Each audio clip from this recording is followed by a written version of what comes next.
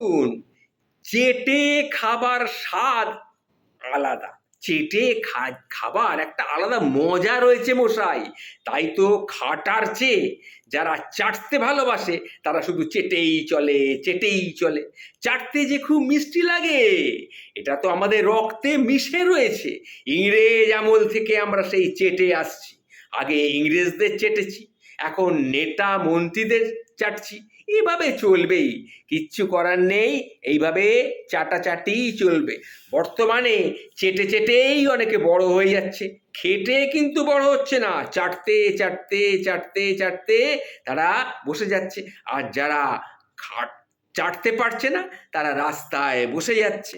এই হচ্ছে কথা। সুতরাং বাঙালি খাটার থেকে চাটতে বেশি ভালোবাসে, এটাই হচ্ছে মোদ্দা কথা। সরকারে লড়ে ফেরার চেষ্টা হোক, এটাই হচ্ছে আসল কথা। তা নয়, অনেকে শুধু চাটছে, চেটেই চলেছে, চেটেই চলেছে। আর চেটে চেটে কেউ মন্ত্রীও হয়ে যাচ্ছে। সুতরাং এই চাটা আমাদের কিন্তু একটা স্বভাবে এসে দাঁড়িয়েছে, কিচ্ছু করার নেই। আমরা আগে বলতাম আমরা এতদিন ধরে চেটে এসছি।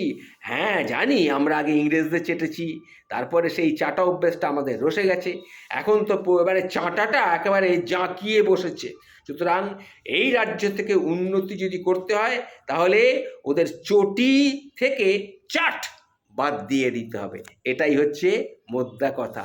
তাই আমার বক্তব্য হলো, আরে বাবা, খেটে বড় হও, চেটে নয়। বুঝতে পেরেছো তো? এটাই হচ্ছে আসল কথা।